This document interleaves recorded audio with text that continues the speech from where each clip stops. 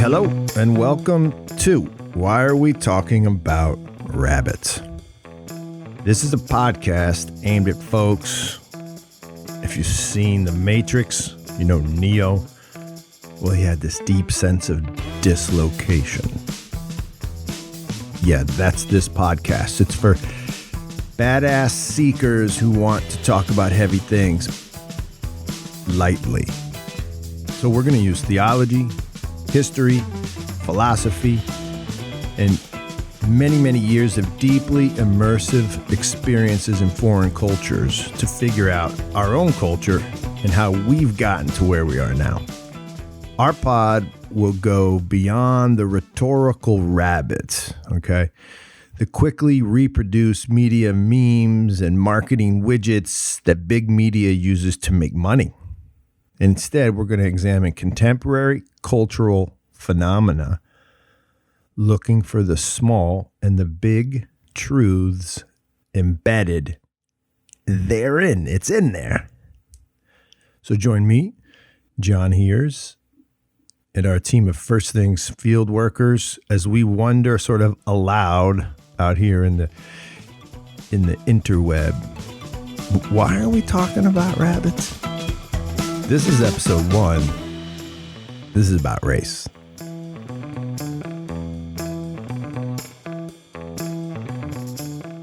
Today we take a bumpy flight through history. By the time we land, I hope I will have delivered a message about race and racism. I hope the message sounds something like what we see in the streets is a righteous protest about race, except it's not.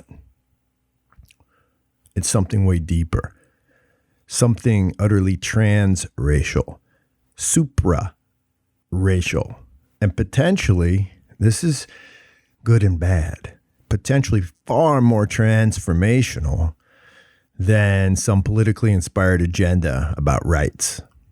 But first, we're getting there. We got to talk about how we got the title for this pod. I kind of hinted at it, but there's more to it. So what I want to do is tell a story. I'm going to put you in it, okay? So welcome to our podcast. And I want you to now welcome yourself into this story that starts with you at a table. It's filled with men. There's some women too, but it's mostly men. It's a long table. It's in the Georgian Republic. So the best way to think of this place is like a fairy tale land with castles and mountains that have like monasteries or ancient churches that sort of sit at the top like little crowns. Think of Rapunzel if you want. Lord of the Rings, that works. You can orcs or not. But you're at that table, right? And suddenly the table starts to feel formal, right? It's a dinner, but it's suddenly formal. There's some Toastmaster guy named Automata, and he starts commanding attention, and you think how it must be someone's birthday, because that's your context. Oh, it's a birthday. But then it's serious. At least it seems serious, but still people are sort of enjoying themselves. And they're philosophical and heavy. And still everyone's laughing. And, well, it feels natural, except for then a dude is crying. Like a big dude starts crying. But is he drunk? Because he kind of... he would be drunk in America, but this dude, I don't think he's drunk.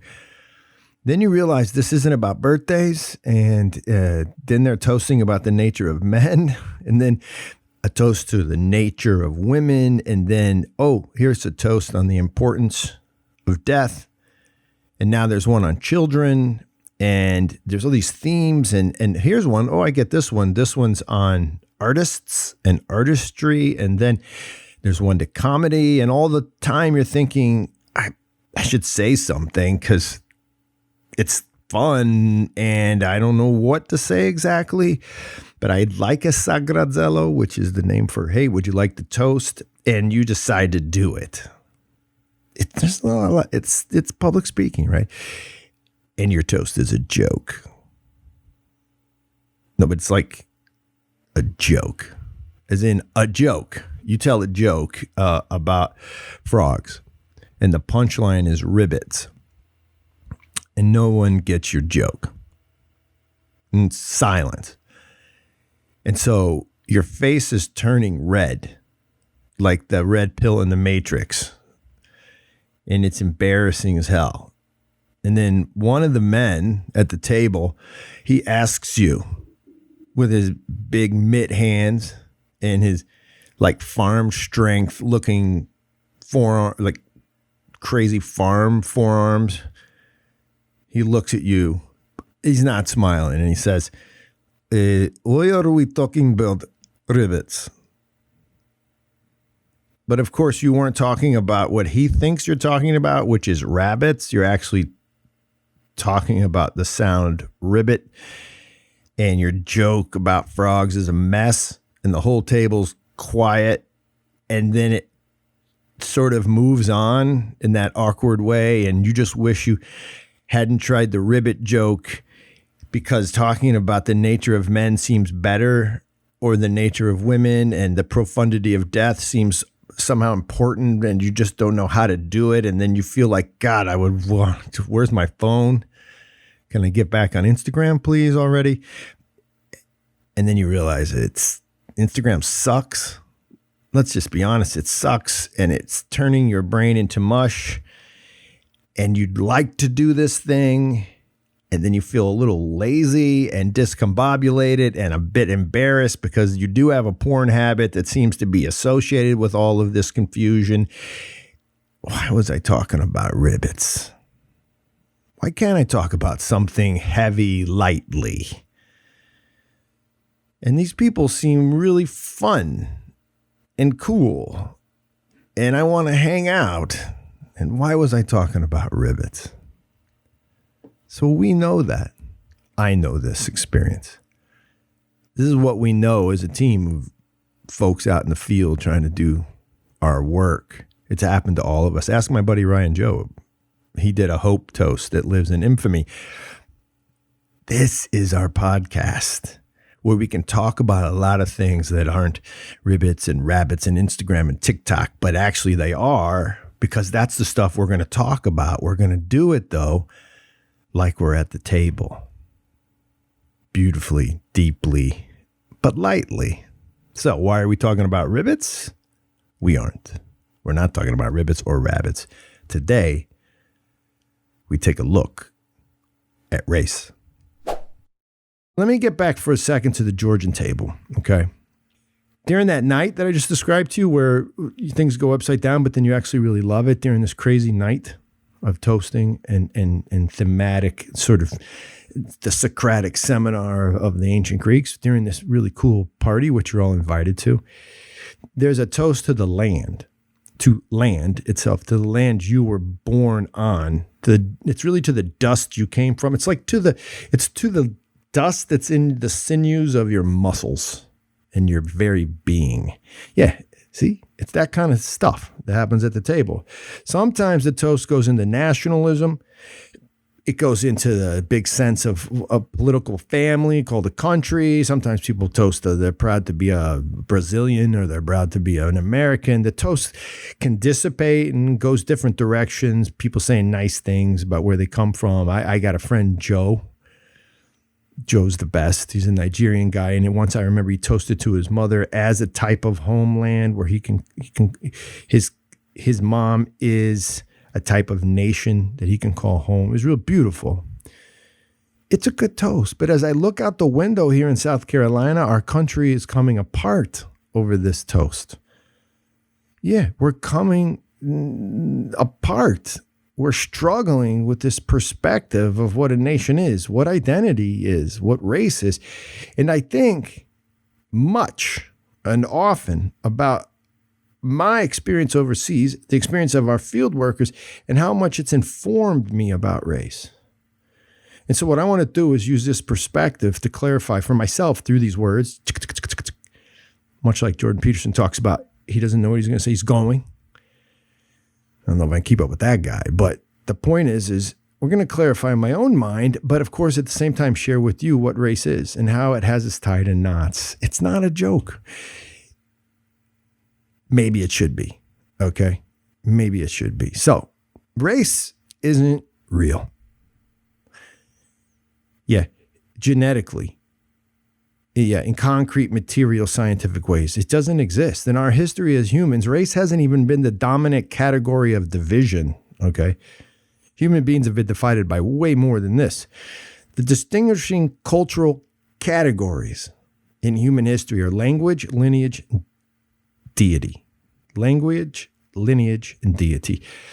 Language and lineage kind of go together. The language of your father is yours, so hence you're related, right? The term religion itself, it denotes a binding together, unity. The Latin lig in the word religion is the same lig in the word ligament.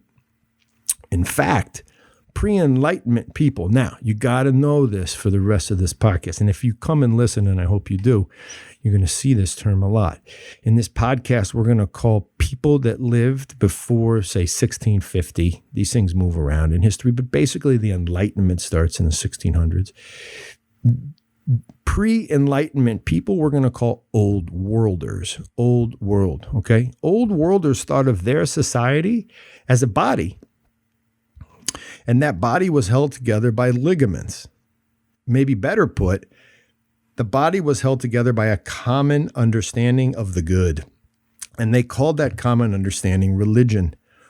Religion for Old Worlders is that which holds society together. It's the ligaments. Think of a team, okay? Think of a baseball team or a football team. Think of a team in a cubicle. Let's call them salesmen, okay? What's the lig? What's the cultural, right? What's the cultural ligament that holds that team together? For baseball players, it's baseball. The notion of winning a game.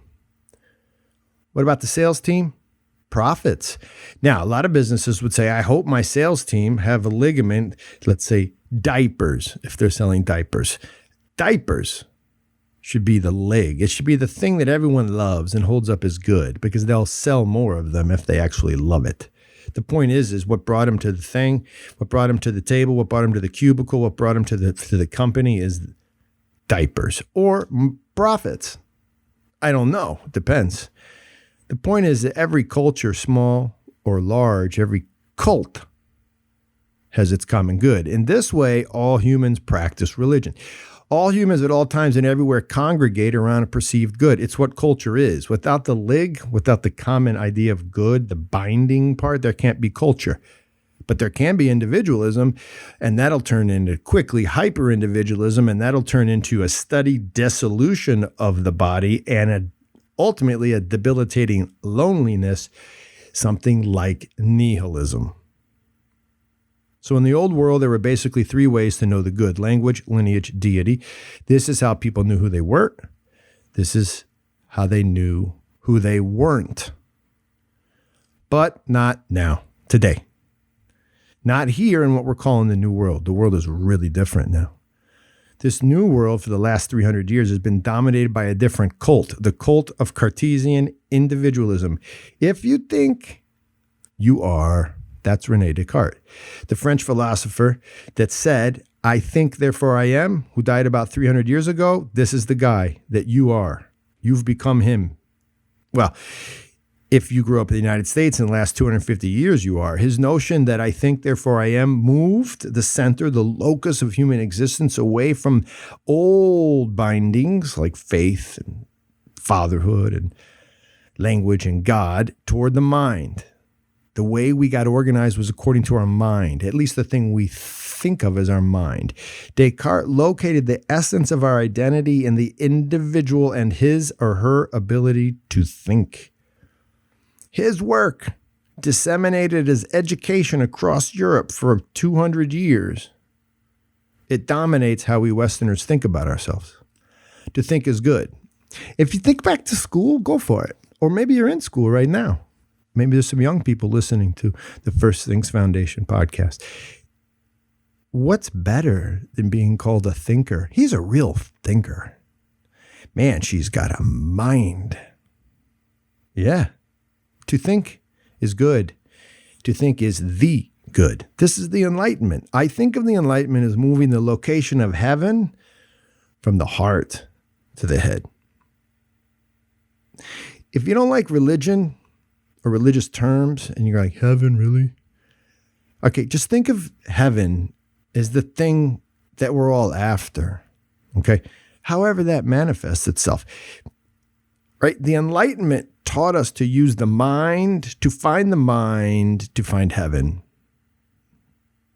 Yeah, it's this mindset, the mindset of the Enlightenment, okay, that finds us fighting in the streets. It's this thing that created so many sideways concepts of humanity, including the concept of race, and it's got us fighting in the streets. See, this type of being, the rationalistic, mind-centered way of being, it created the very roots of our destructive notions of race, the ones we struggle with. Now, here's the tricky part. No one wants to talk about this thing that I'm about to talk about, especially in certain, shall we say, light-skinned places, okay? The people who pushed this way of thinking, the enlightened way, they're light-skinned people. It's who they were. Light-skinned people pushed this new type of being. But at the time, they weren't white people. Not the kind you and I know. Not the kind that I am right now. I'm a white guy. 350 years ago, most of Europe, it wasn't what I am calling white. They were best described, and they described themselves as followers of the old world ligs. Okay? They found their meaning in the family name. The language groups they spoke, and their gods. They were white, but they knew themselves as Cooper or Schmidt or the follower of Luther or a follower of St. Anthony. Their cult looked different. You see, when you study history, you realize their cult, the cult of pre-Enlightenment people, looks a hell of a lot like the cult of modern-day Malians. That's in West Africa. Mayans in Central America. Bedouins in the Middle East. Yeah. What we think of as white people 500 years ago, they lived and acted and thought just like these people today I'm telling you about. Malians, Mayans, Bedouins, and many, many, many hundreds of millions of people. Pre-Enlightenment people in Europe, white people, lived and worked and thought like every pre-Enlightenment, everyone, like pre-Enlightenment people everywhere. And in that world, skin color and race, yeah, they just didn't matter. Well, as much. In a future podcast, I'm going to tell you about when I took my wife to Africa. Me white, her black. She grew up uptown in New York City, and we went to Africa together, and then spent 3 weeks in Mali and places where I spoke the language and she did not. She wore the skin color. I spoke the language. It was nuts. There's a good story in that. I just can't share it right now. We'll get to it in the future. So today, modern European societies become what 350 years ago, a very small group of intrepid men, mostly, set out to make enlightened. They set out to make their people think of themselves as enlightened. European people elevated the mind and the intellect and set it above the heart. Then they set it above the soul. Then they set it above the body, above all aspects of human living. And they called that setting apart good. I mean, don't forget who named this particular historical movement the Enlightenment. Europeans did that. The people subjecting themselves to the New World norms and values named their movement that which gives light. Look, another way to think of it is that Europeans chose themselves as the chosen people of the light God. The cult of Europeans worships the Enlightenment. That's how this thing looks in history. It does. And that's okay, because that's how humans work. We all join the cult. It's in our nature to search for the good, not very much unlike a running river moves toward the ocean. Yeah. So, What's a profile of one of these light cult leaders? Right? The Enlightenment cult leaders. Who were these cats from the 17th and 18th centuries? Well, first, they all loved math. Okay? They always talk about God and math as kind of being the same thing. The language of God is math. Descartes himself said mathematics is a more powerful instrument of knowledge than any other that has ever been given to human agency. Most powerful instrument of knowledge, math. Hume, David Hume, an empiricist, really the empiricist, that means one who believes and loves experience, he argued against ideas being in our hearts. You know how you say, like, that's really in my heart. No, he's like rejecting the innate, things innate in human beings. He believed all human knowledge derives solely from experience. His ideas are the basis for modern scientific thought. If you can smell it, if you can touch it, if you can taste it, if you can hear it, if you can see it, you can measure it. And it's real. If you can't, it's going to get a little iffy. It may not even exist if you can't do these things. The new philosophies got people out of whack. Okay? The new Enlightenment cult upended European society. People wrote about this. John Donne, one of the famous poets of the early Enlightenment, he wrote this poem called The Anatomy of the World. It starts, the new philosophy puts all in doubt. The element of fire, that's put out. The sun is lost. The earth is lost. And no man's wit can well direct him where to look for it. Right? You can't find these things anymore. Life is upside down.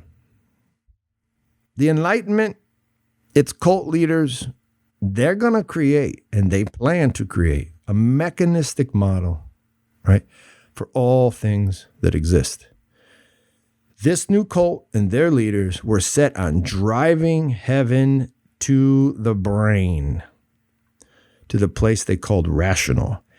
Heaven would be found, right, in the exercise of the mind. So, there were new goalposts. That's not an easy thing to say. Goalposts. That's what there were, though.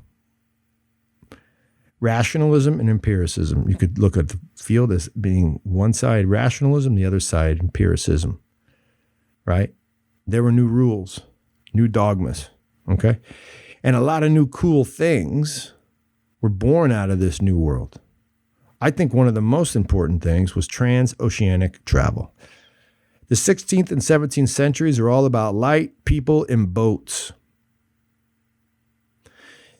What did the light people do? They used reason, empirical data, and they made their boats go further and faster, and this new cult landed on every shore possible, and they began to assess and quantify and calculate and theorize. They made enlightened sense out of our world, out of every world, north, south, east, and west. Yeah, the story had begun. The new world and its project to transform the old had begun, and, well, meet the African, meet the Mayan, meet the Aleut. Yeah, these people are all being introduced, right? Their legs are all being challenged.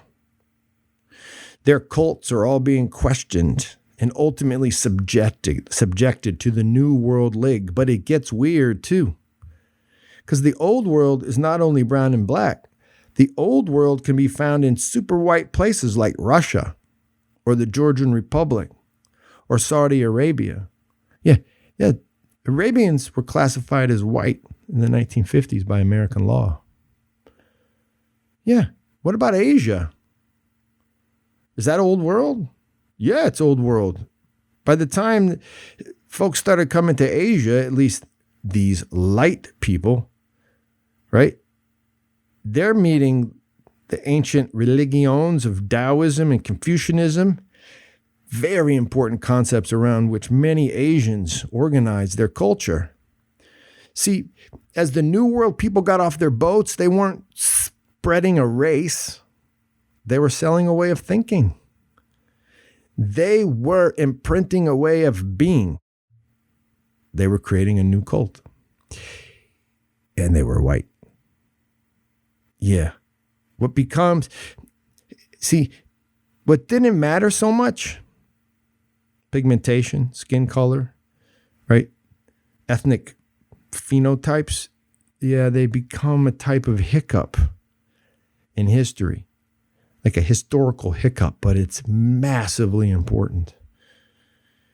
You see, in these centuries, the 17th, 18th centuries, we see the first attempts at race science, language science, linguistics, and God science, theology. That had always existed. Don't believe people, those guys, they didn't have science. They had science. They didn't have this science. Science always existed, but now for the first time in human history, people are trying to figure out what made races different. But why hadn't this science been around earlier, this new thing? Why did the light people come up with it?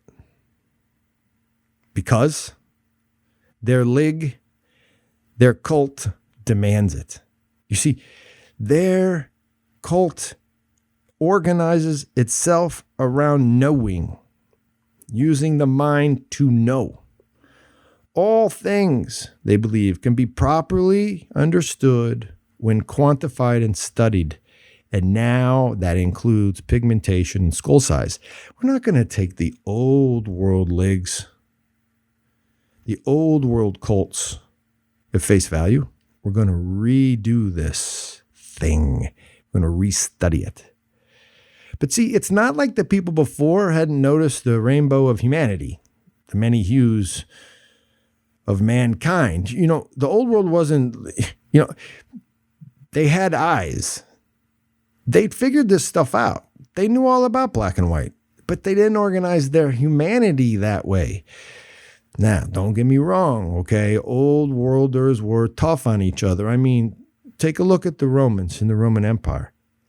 They loved them some slavery, okay? By some counts, slaves made up 40% of the total Italian population at the time of Christ. That's more than 3 million slaves. The entire empire, the Roman Empire, is said to have more than 6 million slaves. Who were these slaves? Check this out.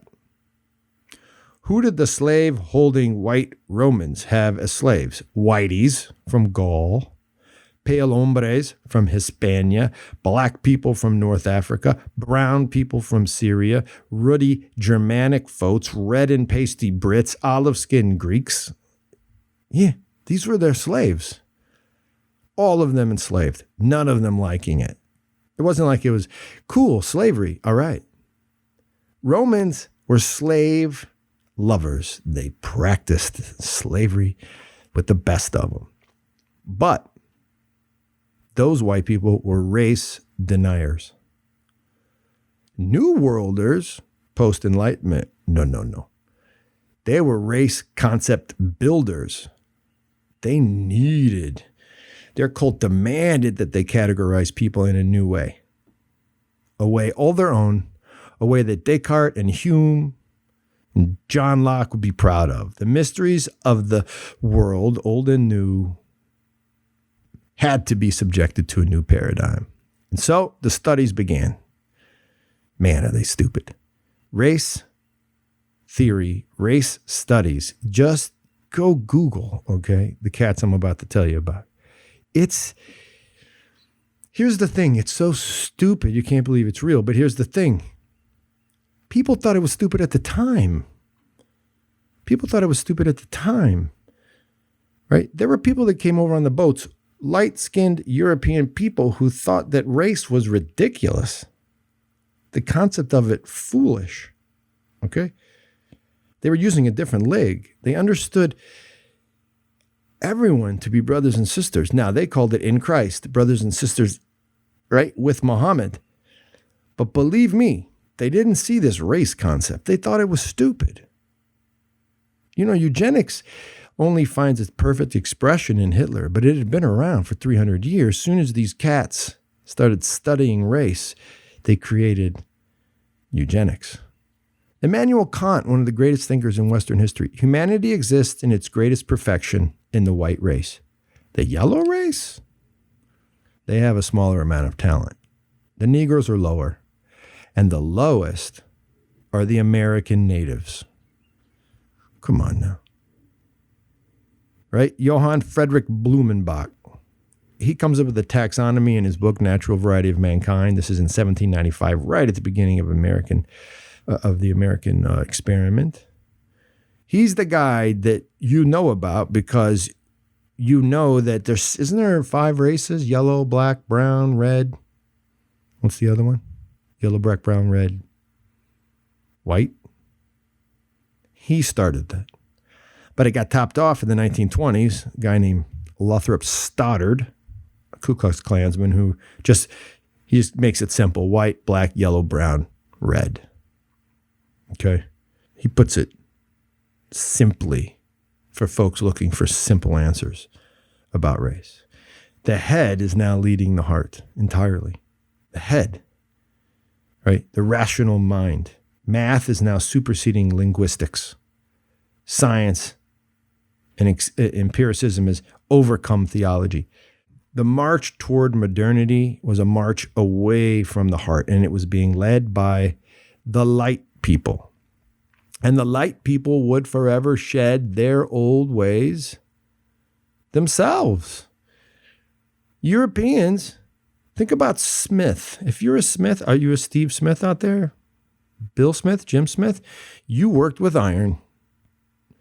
Are you a Frank? Then you spoke French. If you followed Martin, you were a Lutheran, right? Those are gone now. People don't think like that. It's not important. What's important is how you think about yourself, thinking about yourself. So we can't get loose with this race thing. It's become real. At the beginning, I said it's not real. It's become real, like a boogeyman. We keep putting skin on this thing. Chuck D from Public Enemy said, the hater taught hate, now we're gang banging. Right? People taught race, now we're race fighting. But really, at the core of our modern day race problem is not race. It's an inability to see things in the old way with the heart. You see, we got trapped in our minds. We're dominated by data. We're dominated by facts. We're dominated by material reality, materialism. Phillip Sherrard, you're going to hear a lot about him if you come tuned back in, which I hope you will. This dude is an Englishman, okay? Light-skinned dude, living post-Enlightenment. He died in the 90s. Orthodox Christian guy, old world guy in many ways. Dipped deeply in the old world, but living in the new. He wrote a book and just turned my brain upside down because basically what his words did is they informed me about what I'd already learned in my heart. They were words that washed over my intuition. And now my head and heart were being united through the words in his book. And he wrote a lot of books, but the book I'm talking about is Rape of Man and Nature. And it just goes so far in explaining the terrible dilemma we modern New World people have created for ourselves. But we haven't created it just for ourselves. It's for the whole world. Okay? At the core of Sherrard's book, though, you can see he's teaching this notion that we scientifically inclined, well, he's not so nice on most scientists, that the scientism of modern secular society has defined human beings out of existence. What he says is the anthropology of today has basically one thing or one sentence to say about human beings. Uniquely smart, completely soulless, mammal. What are you? Uniquely smart, completely soulless, mammal. He argues that the New World cult created a culture void of art and the beauty of paradox. And he said this adoption of nihilism, of nothingness, started when the New World man threw out the greatest of all the paradoxes, of all the confusing, irrational truths. That first truth was that God became man so that man could become like God.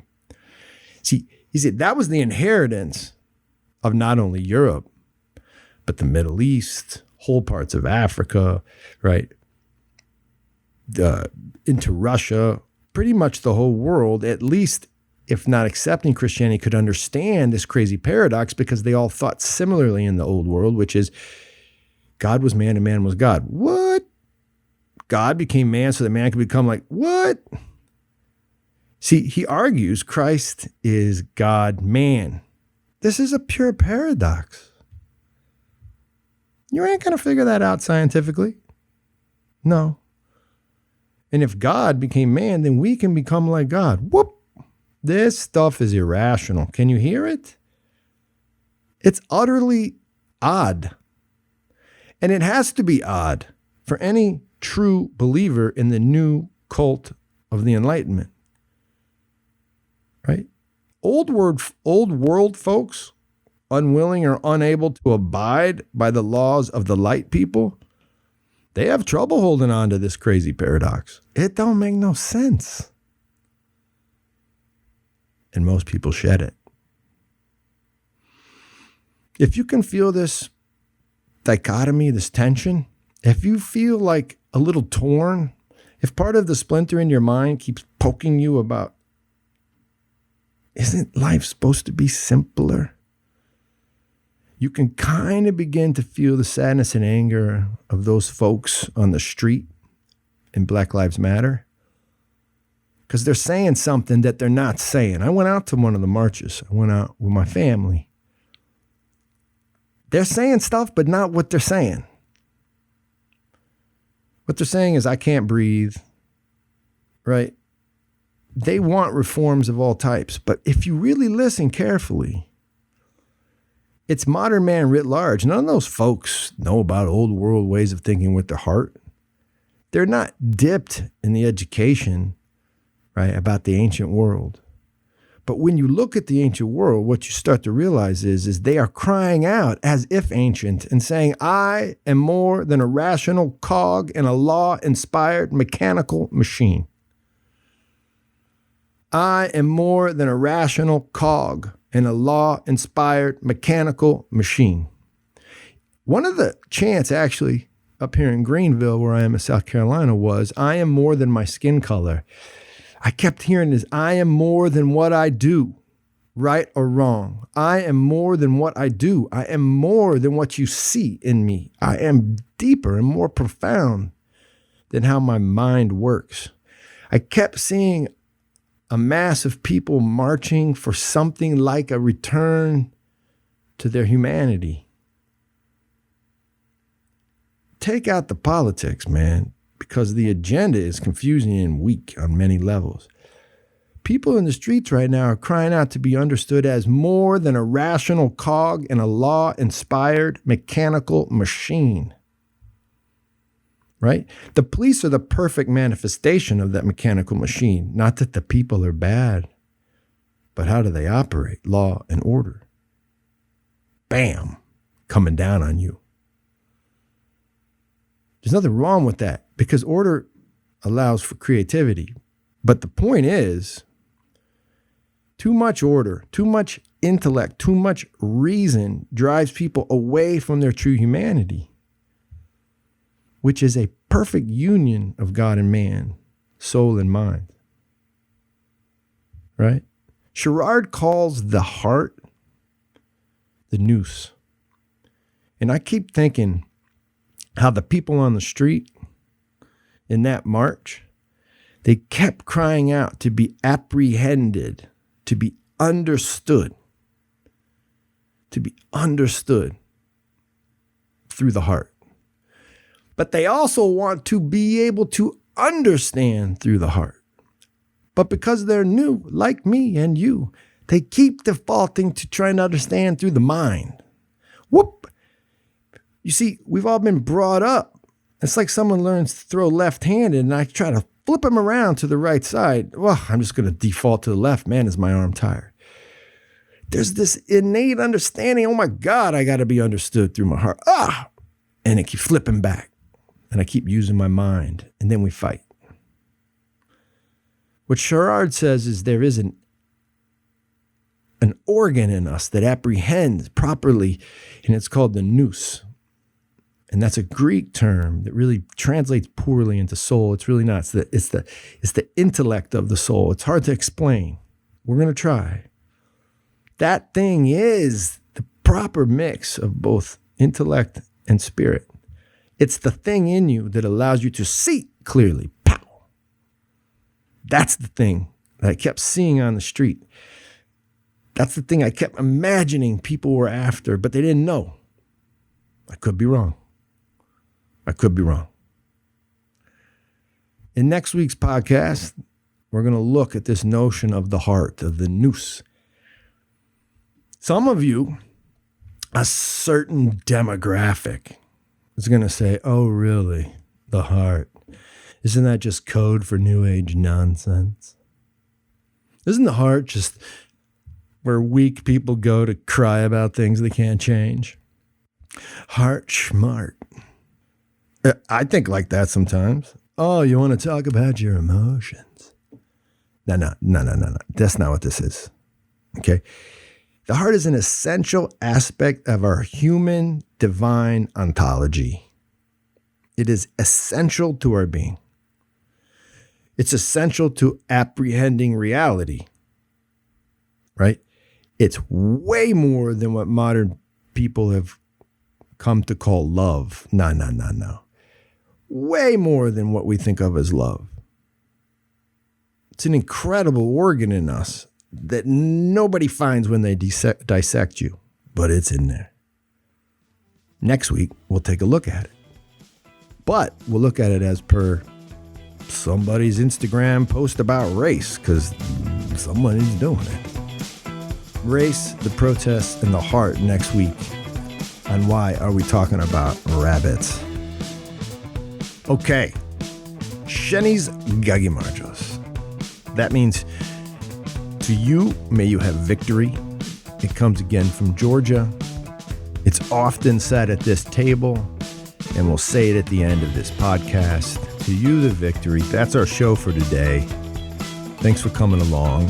WAWTAR, that's Why Are We Talking About Rabbits? WAWTAR is brought to you by the creators of First Things Foundation.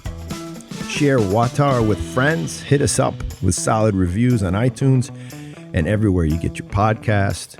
Your love for us helps us go and love others and serve others. So nakvam dis, hasta luego, cambufo.